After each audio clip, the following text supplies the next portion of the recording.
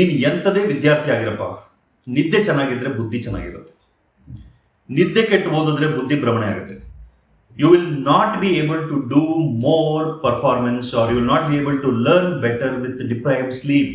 ನಿದ್ದೆಗೆಟ್ಟು ಓದೋದು ಮುಟ್ಟಾಳತನ. ಒಂದು ದಿನ ಎರಡು ದಿನ ನೀನೇನೋ ತುಂಬಾ ಅವಶ್ಯಕತೆ ಇದೆ, ಎರಡು ದಿನ ನಿದ್ದೆಗೆಟ್ಟು ಓದ್ಬೇಕಪ್ಪ, ಕೆಲಸ ತುಂಬಾ ಅರ್ಜೆಂಟ್ ಕೆಲಸ ಇದೆ ಅಂತ ನಿದ್ದೆಗೆಟ್ಟು ಒಂದು ಅರ್ಥ ಇದೆ. ಆದ್ರೆ ಹಗಲು ರಾತ್ರಿ ಓದಬೇಕು, ನಿದ್ದೆಗೆಟ್ಟು ಓದಬೇಕು, 2 ಗಂಟೆವರೆಗೂ ಓದಬೇಕು, ರಾತ್ರಿ ಎಲ್ಲ ಟೀ ಕುಡಿದು ಓದಬೇಕು, ಈ ತರ ಮುಟ್ಟಾಳತನದ ಅಡ್ವೈಸ್ಗಳನ್ನ ಕೊಡೋದ್ರಿಂದ ದೂರ ಇರಿ. ನಿದ್ದೆಗೆಟ್ಟು ಓದೋದ್ರಿಂದ ಏನೂ ಪ್ರಯೋಜನ ಆಗೋದಿಲ್ಲ. At the end of the day ನಿಮ್ಮ ಮೆದುಳು ಕೆಲಸ ಮಾಡಬೇಕು, ನಿಮ್ಮ ಮೆದುಳು ಕೆಲಸ ಮಾಡಬೇಕು. ನಿದ್ದೆ ಇರೋದು ವೇಸ್ಟ್ ಮಾಡೋದು, ಟೈಮ್ ವೇಸ್ಟ್ ಮಾಡೋದಕ್ಕೆ ಅಂತಲ್ಲ. ನಿದ್ದೆಯಿಂದ ನಿಮ್ಮ ಶರೀರ ರಿಕವರ್ ಆಗುತ್ತೆ, ಬಾಡಿಲಿ ಸ್ಟ್ರೆಸ್ ರಿಕವರ್ ಆಗುತ್ತೆ, ಮೈಂಡ್ ಎಫೆಕ್ಟಿವ್ಲಿ ಡೆವಲಪ್ ಆಗುತ್ತೆ. ಚಿಕ್ಕ ಮಕ್ಕಳು, ಹುಟ್ಟಿದ ಮಕ್ಕಳು ಮೊದಲ ಕೆಲವು ವರ್ಷಗಳು 12 ಗಂಟೆ 14 ಗಂಟೆ ನಿದ್ದೆ ಮಾಡ್ತಾರೆ. ಯಾಕೆ ನಿದ್ದೆ ಮಾಡ್ತಾರೆ? ಎಬ್ಬಿಸ್ಬಿಟ್ಟು ಆಟಾಡಿಸಿ ABCD ಹೇಳ್ಕೊಡಿ ಹುಟ್ಟಿದ ಮಕ್ಕಳಿಗೆ. ಅವೆಲ್ಲ ಮಾಡೋದಿಲ್ಲಲ್ಲ. ನಿದ್ದೆ ಬುದ್ಧಿ ಬೆಳವಣಿಗೆಗೆ ಪೂರಕವಾದದ್ದು. ಅತಿಯಾದ ನಿದ್ದೆ ಅನಾರೋಗ್ಯದ ಲಕ್ಷಣ. ಆದರೆ ರಾತ್ರಿ ಹೊತ್ತು ನಿರಂತರವಾಗಿ ಯಾವುದೇ ಅಡಚಣೆ ಇಲ್ಲದೆ 6 ಗಂಟೆ ಆದರೂ ನಿದ್ದೆ ಬೇಕು.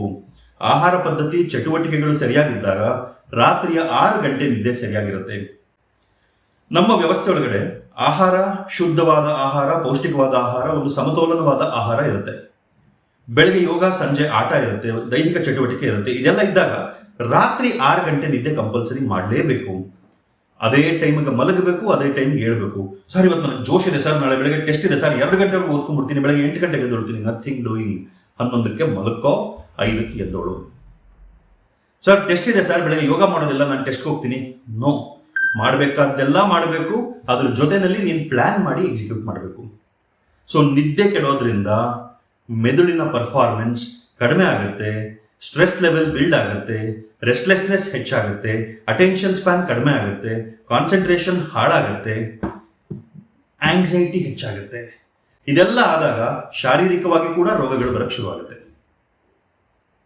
ನಾವು ನಮ್ಮ ಮೆಡಿಕಲ್ ಟರ್ಮ್ಸ್ ಅಲ್ಲಿ ಹೇಳ್ತೀವಿ, ನಿದ್ದೆಗೆಟ್ಟು ಓದೋದು ಹೇಗೆ ಅಂತಂದ್ರೆ ಆಪರೇಷನ್ ಸಕ್ಸಸ್ಫುಲ್, ಪೇಷಂಟ್ ಡೆಡ್. ನೀನು ಮಾಡೋದೇನೋ ಮಾಡ್ಬಿಟ್ಟೆ, ಆದ್ರೆ ಅದರಿಂದ ಪ್ರಯೋಜನ ಏನಿಲ್ಲ, ಬೇಕಾದ ಪರಿಣಾಮ ಆಗೋದೇ ಇಲ್ಲ. ಹಾಗಾಗಿ ಸರಿಯಾಗಿ ನಿದ್ದೆ ಮಾಡಿ. ಹಗಲೊತ್ತಿನಲ್ಲಿ ಕೂಡ 15-20 ನಿಮಿಷದಷ್ಟು ಪವರ್ ನ್ಯಾಪ್ಗಳನ್ನು ತಗೊಳ್ಳೋ ಅಭ್ಯಾಸ ಮಾಡ್ಕೊಳ್ಳಿ. ರಾತ್ರಿ ನಿರಂತರವಾಗಿ 6 ರಿಂದ 7 ಗಂಟೆಯಷ್ಟು ನಿದ್ದೆ ಆಗಬೇಕು. ಹಗಲೊತ್ತಲ್ಲೂ ಸುಮಾರು ಅರ್ಧ ಗಂಟೆಯಿಂದ 1 ಗಂಟೆಯಷ್ಟು ನಿದ್ದೆ ಆಗಬೇಕು. ಇನ್ 20 ಮಿನಿಟ್ಸ್ ಆಫ್ ಪವರ್ ನ್ಯಾಪ್ಸ್. ಇಷ್ಟನ್ನ ಮಾಡಿದ್ರೆ ಬುದ್ಧಿ ಚೆನ್ನಾಗಿರುತ್ತೆ, ನೀಟ್ ಪ್ರಿಪರೇಷನ್ ಚೆನ್ನಾಗಾಗುತ್ತೆ, ಪರ್ಫಾರ್ಮೆನ್ಸು ಚೆನ್ನಾಗಿರುತ್ತೆ.